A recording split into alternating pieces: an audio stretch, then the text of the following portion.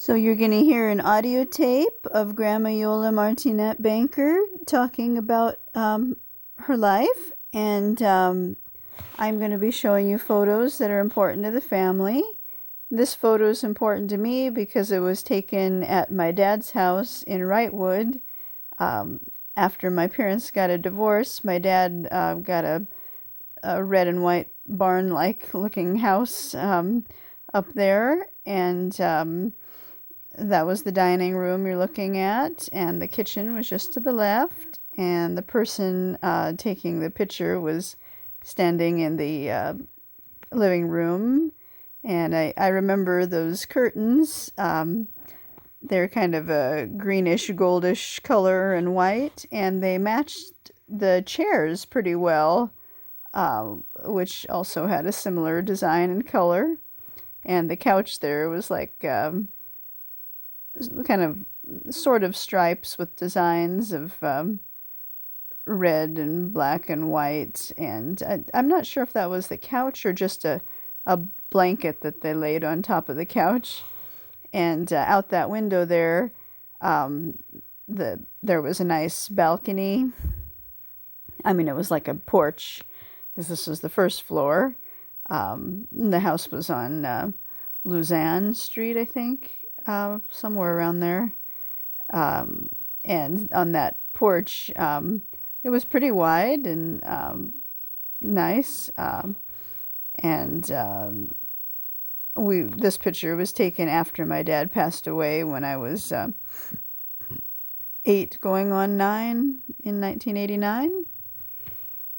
So this photo was probably taken, I would say maybe in 1990 or something like that, because my mom sold it maybe a few years after. And in this photo, you see my mom, Yolanda Lonnie Banker Coates, on the right there, and then Grandma Iole and her son John, and his wife Sandy, and then me over here.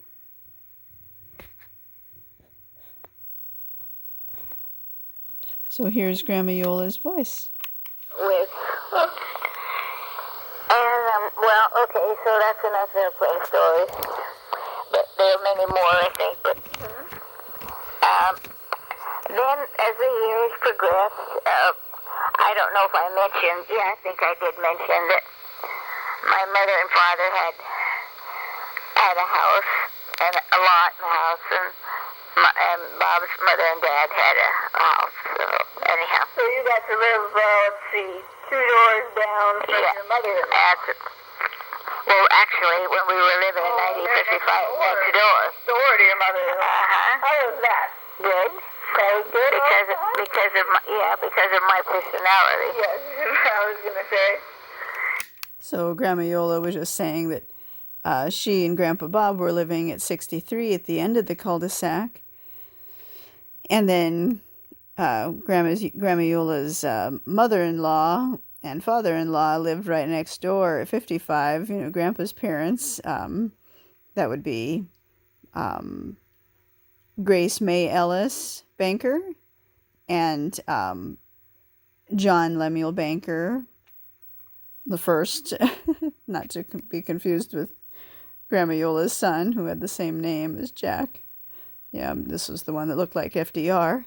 And then next to that house or I guess one more house over at 35, that's where Grandma Iola's parents, Dante and Ida Martinat, lived.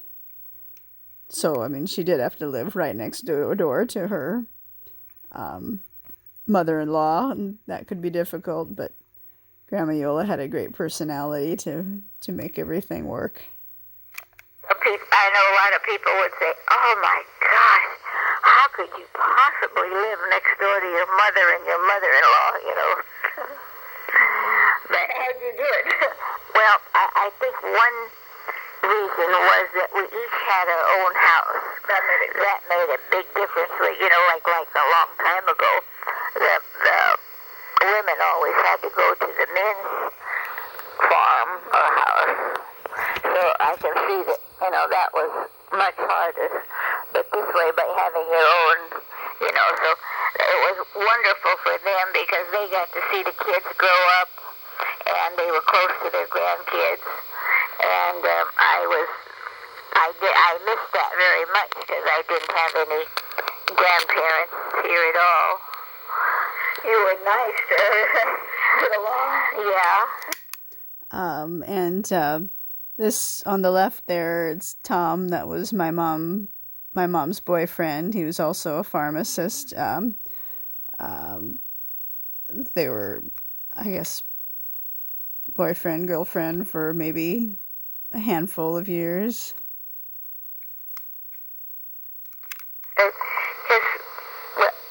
Anyway, so we had a lovely, every holiday, of course, and lots of times we, have dinner all together, even though it wasn't a holiday.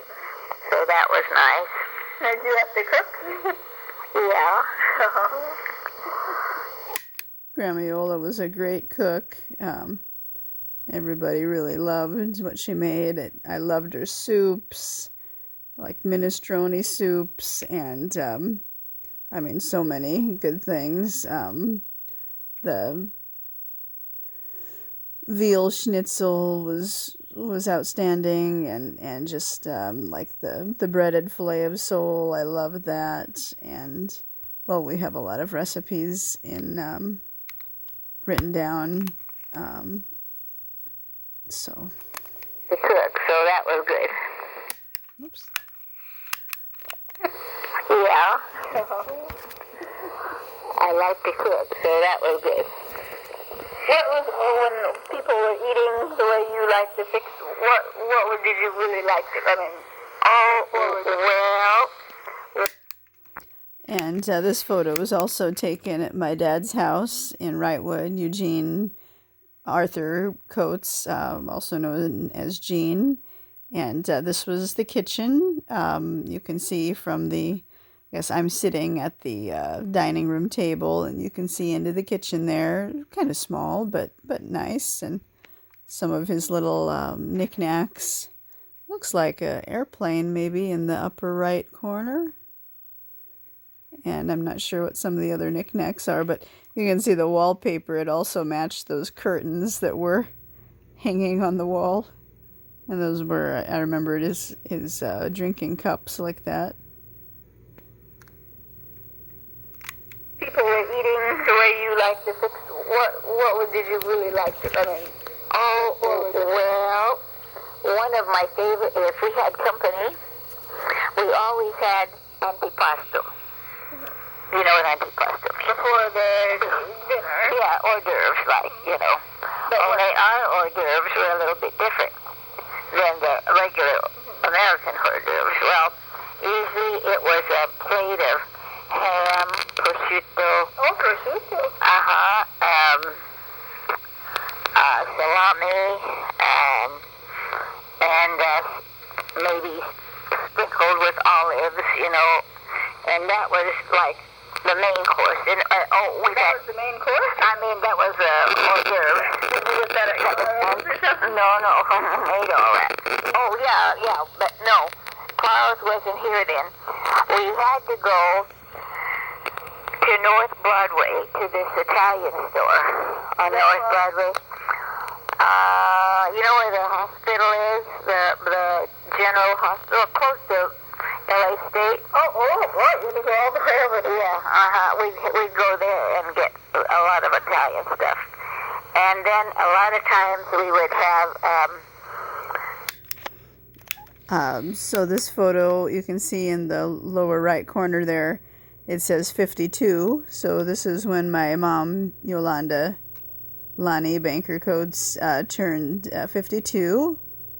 And there I am. So I was probably about, 13. Something like that.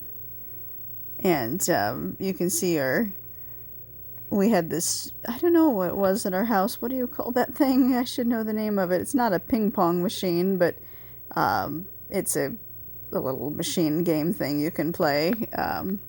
Thought it had the word ping in it, like ping pong. And then over here, this is a big mouse that I drew. We'd go there and get a lot of Italian stuff. And then a lot of times we would have baguette. We call it baguette in our dialect. Just refresh my memory real quick on a baguette. It's a whole bunch of real finely chopped parsley with garlic. And my mom used to put a hard-boiled egg in it, and you mash it all up, and you put a little bit of oil, olive oil, and a whole bunch of vinegar. Isn't there bread in it? And bread, yes, and dried bread. So soaked with vinegar. So first you take the dried bread, like French bread. Yeah, a couple slices. Oh, French bread? Mm-hmm. Okay. French bread. And you put the French bread in like a pot or something. Yeah, you just put it out on a dish with a little bit of a good wine vinegar on top of it. You brush it with olive oil first? No. It's in a pan. Just in a dish. Yeah. And then put what kind of wine vinegar in it? Wine vinegar. Okay. The best you can find. And the best I could find was my dad made his own wine there for a while, and so he absolutely the best wine vinegar I ever tasted. That would be Grandma Iola's father, Dante Martinat. He'd make his own wine in the basement there at 35, 9835.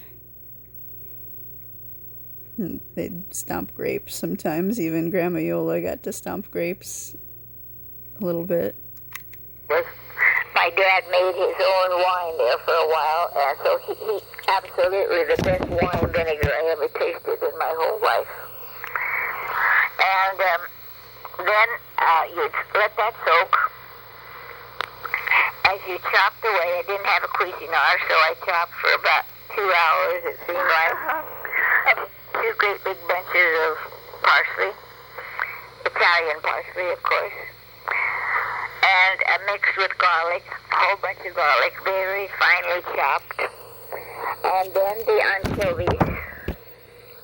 You put them on the bread? No, you put it all in the sauce. Oh, in the sauce, okay. And the bread. What? The bread goes in the sauce? No, it was soaked with the vinegar. Oh, that's something, okay. Yeah. And you squeezed some of it out. And you mixed it all up, so you didn't even know there was bread in there when you got through with it. You mashed it all up. So you take all your sauces, the garlic, and dump it on the bread. Well, no. You mean a bread that's been marinating in vinegar? Yeah. No, you put that in a sauce. That gives the vinegar taste. You put the bread in sauce? Yeah, that is part of the sauce. Okay, so you mix everything together. And mash it up. And I think I've seen some recipes in English. It's called salsa verde, green sauce. And this photo was taken at Balboa Island at the house we lived at for about 4.5 years when I went to high school down there at Corona Del Mar High School, and I started there in the 8th grade. It was a kind of high school that had a combined junior high of 7th and 8th grade. Went to the same school there, so we just rented the bottom floor of this house, and some of these items came with the house, and some of them, like the little bear wearing the airplane goggles and the little duck on the right side of me, were ours. Mash it up. And I think I've seen some recipes in English. It's called salsa verde, green sauce. And this picture is when we were at Yosemite. Which can be used, it's a condiment, and you can use it many ways. You can use it as a condiment with meat, or you can use it, we just liked it with French bread and am I confused? Remember when we go to that restaurant in gaucho grill, and they have it, and you just dip our bread in there. Well, you can do that with this. Oh, there was bread in that thing. Well, not that one isn't. It's nothing like what we made. You know, I always get these two things confused. One was bagnat, and one is bagnacoda. Sourdough. One of them's brown, and one of them's... Well, we hardly ever had bagnacoda. Yeah, I don't know. So, but isn't that like more like there's actual bread? You dip the bread in that and all different kinds of greens. So there was this one like hors d'oeuvres you made sometimes, you know, when Fred and the leaves came over or something. It was like this soggy piece of bread that was like brown with stuff. It was just soggy. I didn't really like it too much. This photo was taken at my dad's house in Wrightwood, so Eugene Arthur Coates, also known as Gene, at his house. It's pretty with the wood up there above the fireplace, and I liked some of his decorations, like that boat and the little it's like a nut with a little squirrel on top of it, and a little black container case with a bird or a duck on it, and the Statue of Liberty over there. It's like a statue with a shadow with the sunset behind it, and I don't know what that thing in the middle was that must have told maybe the temperature and stuff like that. So I'm not sure what. You know, sometimes she made for hors d'oeuvres or something like it's a brown, soggy mess of bread and sauce. It's really soggy. You mean like maybe there was some sesame carrots, I think. Yeah, maybe it was. What was that called? Like breadsticks?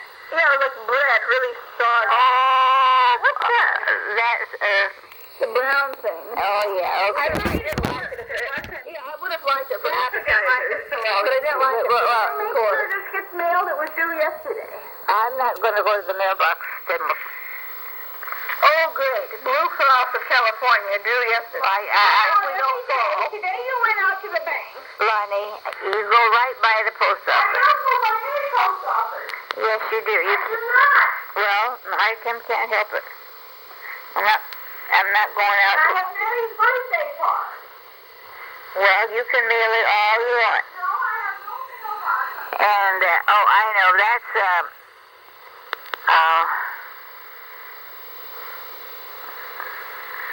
So, I mean, what do you with the bread? No, that's just a poor man's dinner. How do you make that? Well, you take glycine and you greasing is like breadsticks. That's just what we call. Oh Just, shoot! That's just what we call them in our dialect, the Pristine dialect. poor man's dinner. How do you make that? Well, you take glycine and you you cut the glycine maybe in 2 or 3 pieces, and then you can use it. You use a chicken broth. You use beef broth. Beef broth. Yeah, that's what made it that color. And butter in between, and Butter in between what? well, layers. You make layers out of it. Layers of the greasing breadsticks, and then a layer of beef broth, and then a layer of butter or something. Oh, you're making like a lasagna. Yeah. The breadsticks. Yeah. So you put a layer of breadsticks, a layer of butter, a layer of breadsticks, And some cinnamon. Where does the cinnamon go? In between there, Okay. with a little dots of butter in this. And then you bake it. That's it?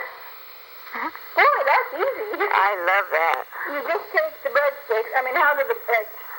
I mean, if I took breadsticks and put them on the bottom of a pan or something, once they get... I mean, you just... Yeah, it does get mushy. Yeah. Where does the beef broth go? Well, after you assemble it, it takes the place of a sauce that you make on lasagna. It takes the place of the tomato sauce. So you just, like, stash you just set the... Oops, that's the end of this side of the tape, I think. Let's see which side that was. This is Grandpa. This photo was taken at Balboa Island when we were just down there for that week, 1 week during the summer, and probably around 1992 or 3. I guess it could have been 1991. At an Italian restaurant. You can see the garlic hanging up there. So you just, for this poor man's, dinner thing, you just stack the greasing, you set the greasing side by side, anything between them? What do you mean side by side? You make a layer. Yeah, a whole layer of greasing. So they're just sitting there in little rows. Yeah, but you cut them up a little bit. You cut the greasing up. In little tiny pieces? Well, no, maybe about so long. Oh, so there's a bunch of these little tiny pieces everywhere. Yeah. Okay. And then like butter. Just 2 or 3 drops of butter. Okay. And then some more greasing. No, and then a little bit of cinnamon.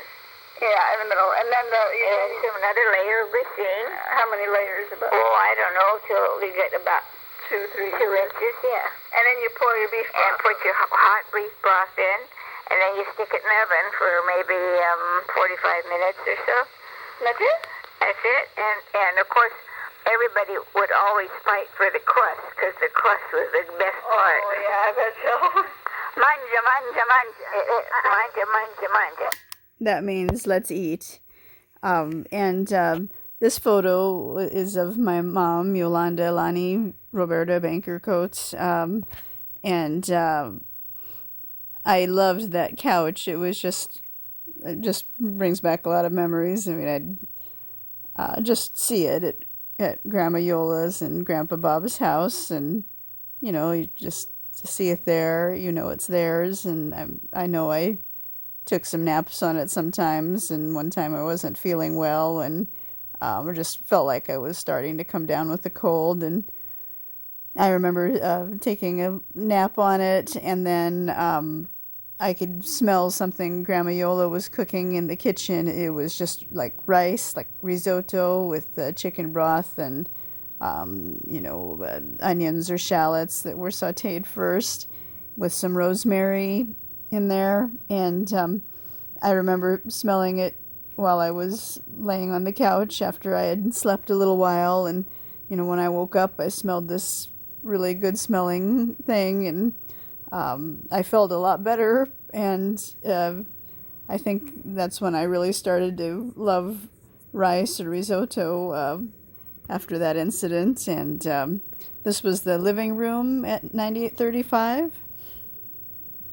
And I remember those curtains. They were really pretty, lacy curtains, just on the sides, just kind of for decoration. And then on the far right there, you can kind of see the shade that's pulled down. It's scalloped on the bottom there. Okay.